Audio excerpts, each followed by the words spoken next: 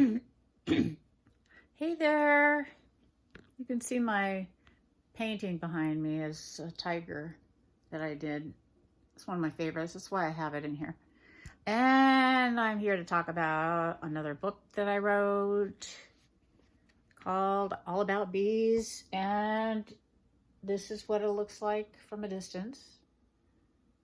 This book is only around 60 something pages long, and it's a great book for both curious people, meant for people that are under age 18, 20 maybe, but anybody could read it really, because it is informative, but it also has a lot of cool pictures in there, even the inside All About Bees picture, and you can see the honeycombs. Anyway, I have a lot of big pictures in there so that it is more interested reading for younger people, students.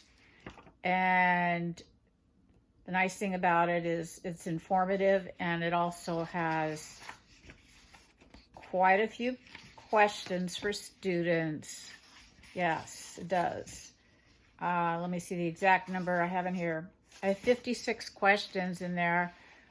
There's a few true-false questions, but not many are short answered, but there's a few that are, and they're pretty easy to read. The print is quite nice sized. Some of the pictures, like of a queen bee, you'll see, are very attractive and colorful. I think students, if I was a student in grade school, is probably meant for under 9th grade, I would say I would be interested and I would read it. It would be cool. It talks a lot about the not just bees, but their relatives, their close relatives, because there are other species that are similar to bees but have differences, and I go over that in here. The main bee that I talk about are honeybees, a little bit about bumblebees. There's queen bees, killer bees, drones. I talk about pollination. I also talk about royal jelly and what it is, and what it is about. What it looks like, what it's nutritionally, what it has that makes it so marketable, and why it's important to the queen bee. I also talk about beekeepers and their protective wear and the job itself of being a beekeeper. And it doesn't necessarily have to be a paid job, because people do want to be beekeepers as hobbies. Some of the cool pictures in here of the eyes of like a wasp are in here.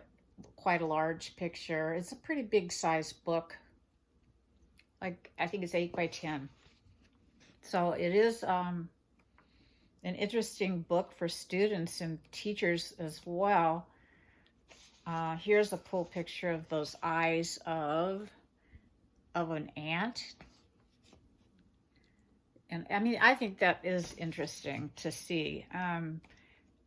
I would go to Amazon if you're interested or know somebody that wants to add this book to their curriculum in science.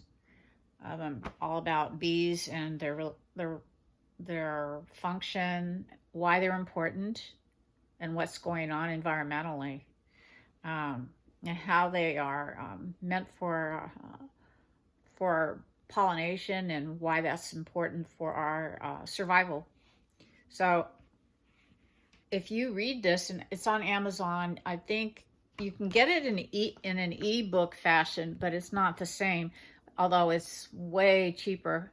They're maybe $2.99 for those ebook forms if a student wants to read it that way. It's kind of fun though to have a book in the hand where you can actually get a full-size view of the pictures, and everything is formatted better when you go to the covered soft cover like that with the bee on it.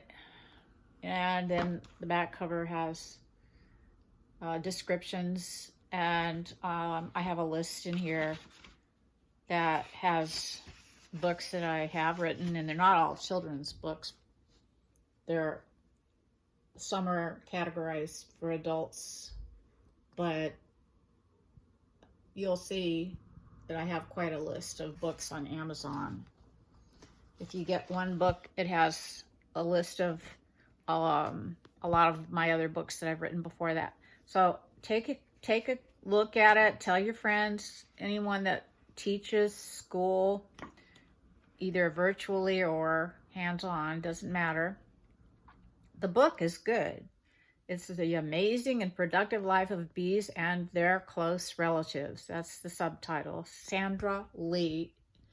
So you'll remember the picture, and you can go there on Amazon because it's getting close to where you're going to need that for your students. So take care, and I hope you enjoy this book and give me some replies on it if you get a chance to look at it, okay? You can get a peek for free, though, if you want to just get a peek sample of it. Amazon does let you do that in their ebooks. Take care again. Bye-bye.